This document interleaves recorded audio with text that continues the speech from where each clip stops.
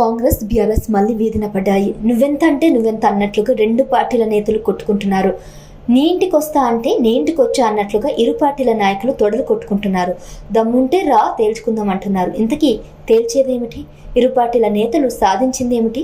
పెద్ద ప్రశ్న కూడా కాదు. ఎందుకంటే వాళ్ళు కూడా పెద్దగా ప్రత్యేకంగా ప్రూవ్ చేసేది కూడా ఏమీ లేదు. ఒక టాపిక్ పట్టుకొని కొన్ని రోజులుగా షో చేస్తున్నారంతే.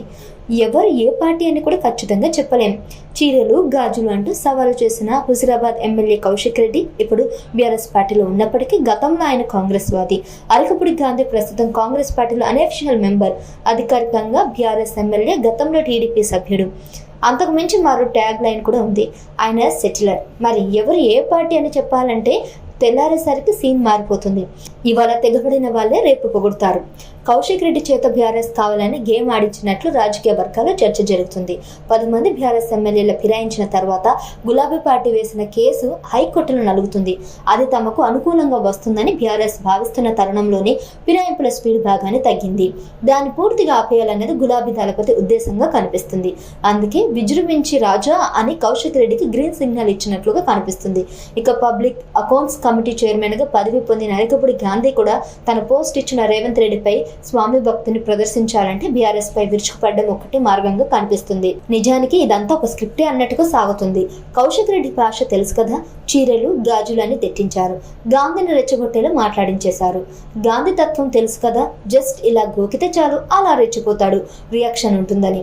సో కాంగ్రెస్ లో చేరలేదు అన్నావుగా, పద మీ ఇంటికి వస్తా, బీఆర్ఎస్ జెండా ఎగరేసి తెలంగాణ భవన్లో పోదామని కౌశిక్ రెడ్డి అనేసరికి ఇక అసలు గాంధీ బయటకు వచ్చారు.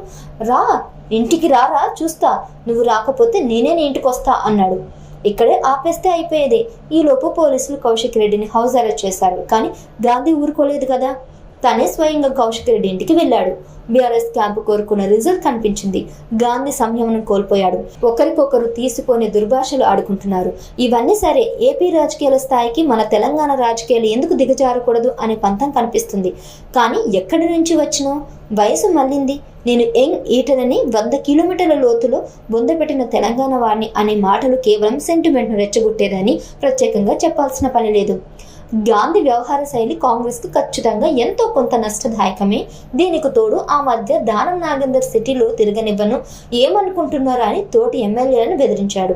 ఇదంతా కూడా పాలిటిక్స్ ను హాట్ గా ఉంచేందుకనే చెప్పాలి. అధికార పార్టీలో మాత్రం ఉండాలనుకునే కొందరు నాయకులను అడ్డుకోవడం అంత సులభం కాదు.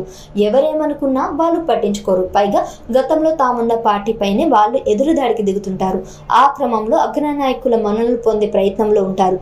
ఎందుకంటే తమకు ఇబ్బంది లేకుండా తమ పనులు కావాలని స్వామి భక్తిని ప్రదర్శించాలి. ఇప్పుడు కూడా అదే జరుగుతుంది. మరోపక్క కౌశిక్ రెడ్డి రాజకీయాలు ఎదగాలని పట్టుదలతో ఉన్నారు. ఆ క్రమంలో పార్టీలో ఇతరులను పక్కకు నెట్టేయాలి. ఆ సంగతి బీఆర్ఎస్ అధిష్టానికి తెలియని కాదు. కాకపోతే కాంగ్రెస్ పై విరుచుకుపడేందుకు నోటికి పని చెప్పే నేతలు అవసరం. ప్రస్తుతానికి కౌశిక్ మాత్రమే ఆ పని చేయగలరని అర్థం చేసుకున్న అధిష్టానం పెద్దలు ఆయనకు రైట్ చెప్పేశారు. కాంగ్రెస్ పార్టీకి కూడా డైవర్షన్ గేమ్ కావాలి కదా. ఇప్పుడు తెలంగాణలో జరుగుతుంది కూడా అదే. కాకపోతే మధ్యలో బీజేపీ లబ్ధి పొందితేనే ప్రాబ్లమ్స్. ఆ సంగతి రెండు పార్టీలు అర్థం చేసుకోవాలి. Please subscribe to KTV Telugu. KTV Telugu. KTV Telugu. KTV Telugu. KTV Telugu channel.